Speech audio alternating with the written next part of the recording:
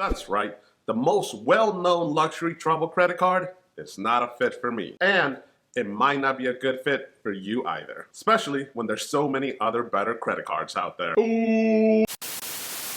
Welcome back to Tito's Financial Corner, where we talk about credit cards, points and miles, as well as travel. That's right. Today I'm going to go against the grain. I'm going to go against the popular opinion that you need the American Express Platinum card. And that is because it might not be the best travel credit card, or maybe it just not might be the best fit for you. We're going to go ahead and cover all the reasons why this credit card might not deserve a spot in your wallet as well as my wallet. And at the end of the video, I definitely want to hear from you. Do you agree or do you disagree? I have to acknowledge the recent updates that the Platinum had, as far as having a higher minimum spending requirement, as well as having a higher fee for authorized users, among others. Those changes did not impact my decision. I've had this failing now for quite a few months, and I just didn't have a chance to create this video. So again, those are not the best updates to the card, but they're not the cause for this video. Let's start with the first point on this credit card and why you should really think about it before you add it. And that is the annual fee. It is $695. Woo! That is definitely one of the highest annual fee credit cards that is out there in the market right now. That is something that you need to be aware of. Now, if you don't care about paying that annual fee, then that's fine, that's great.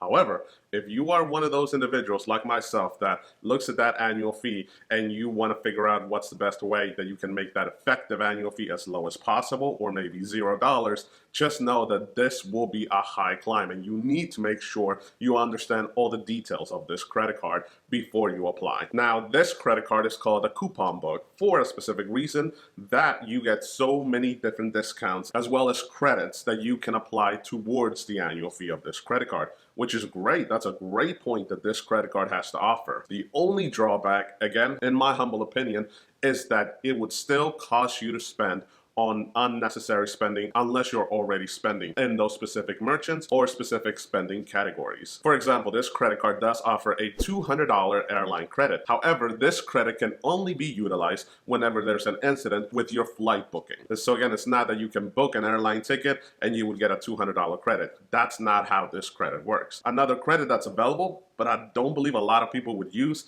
is the Equinox credit. Now, maybe I missed the boat on this. Maybe this is just me, but I don't think a lot of people would use this credit. However, there are some credits that I do believe some, if not most of us, would be able to utilize. For example, the $200 Uber credit, the $189 Clear Plus credit, as well as the $240 Digital Entertainment credit. Those are some credits that most of us, in one way or the other, might be able to use and take advantage to make the effective annual fee as low as possible. With that being said, you are still required to put some spending on these categories or merchants in order to get that credit back.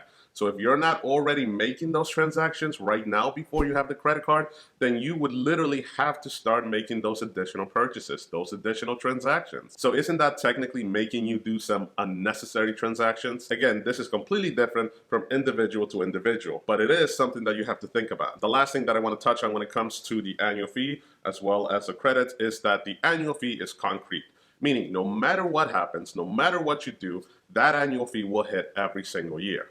The credits, on the other hand, they are there and they can be utilized, but it will take work on your end. It will take planning as well as executing on the plan that you create, whether that's making sure that you use these merchants or making sure that you use those spending categories. So again, the credits are there, but if you don't put work on your end, you could be stuck paying the full annual fee off this credit card. Don't forget to hit that subscribe button as well as the like button to help out this channel. Reason number 2 is that the multipliers on this credit card absolutely suck, except for travel transactions. When we start looking at the general multipliers, almost every other credit card beats this one.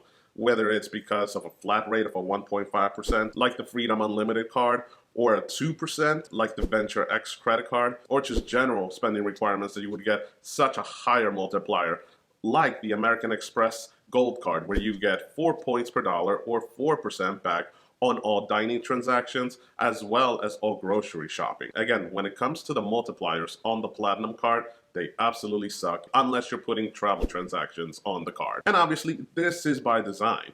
The American Express Platinum card is a luxury travel credit card, so it would make sense that you would get the highest multiplier whenever you're booking any travel on this card. But Amex could still given us just an additional multiplier, like a flat rate of 1.5%, or just a spending category where we could get 3 or 4% back. We would absolutely love it. That would just make this credit card even better than what it is today. Reason number 3, and this might be a bit controversial, is that it seems like the American Express Platinum card is much more of a status symbol right now. And that is that a lot of people have applied for the card to really use it for bragging rights. Thanks to Amex's marketing team, this credit card is absolutely sought after, and for good reason. However, I do believe that this is almost like the iPhone version of credit cards, where everybody wants to have the Amex Platinum card just to be able to say that they have the card, but they don't really use all the features, all the credits, and use all the available perks that this credit card has to offer. And if you're that individual, no shame. I completely understand. It is a beautiful credit card, and absolutely, if you don't mind the annual fee of $695, you go ahead and get that credit card. I would not judge you at all. I'm just saying that it is a bit of a status symbol, and just like the iPhone, there are other products that are just better suited and better built for my personal need. And the last point is that, honestly speaking, I'm just not a good fit for this credit card, or this credit card is not a good fit for me. And that is because I do not do enough travel. As I touched on a couple of other videos, I barely travel 2 to 3 times a year. I would not be able to take advantage of the Priority Pass as well as the Centurion Lounge because my home airport doesn't have any lounges at all because it is a rather small airport. So I don't really have that ability to use the airport lounges. Plus, I don't travel frequently enough to really utilize all the available features on this credit card. So that's why me and the Platinum card are not a good fit. I don't do enough travel to really utilize its perks, and for that I don't really want to go through all the hassle of actually using all the available credits that the credit card has to offer to offset the annual fee. To me, it just seems like a lot of work for something that I'm only going to use once or twice a year, if that. But again, your situation could be completely different. So with that said, am I saying that the American Express Platinum card is a bad credit card, or is it a credit card that's not worth its annual fee? Absolutely not. It is a fantastic, phenomenal credit card. It absolutely earns its place as the top luxury credit card out in the market right now. It deserves all the respect that it has garnered. But with that being said, looking into my specific financial picture and what my main goals are, as well as my current travel frequency, it's just not a good fit. Again, whether you want to say that I'm not a good fit for the credit card or the Platinum is not a good fit for me, the point is the same. We're just not a good match right now. However, once I start traveling more frequently, I would be able to use all the perks that this credit card has to offer, and the annual fee would not be an issue if I really wanted to have all those perks and benefits that the credit card has to offer. Again, what I'm saying is that as it stands right now, the Platinum card and Tito is just not a good match. But maybe in a couple of years or in a couple of months, we might be. With that said, I definitely want to hear from you guys. What do you think of the American Express Platinum card?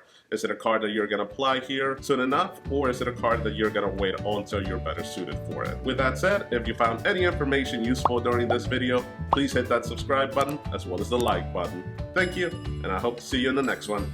Adios.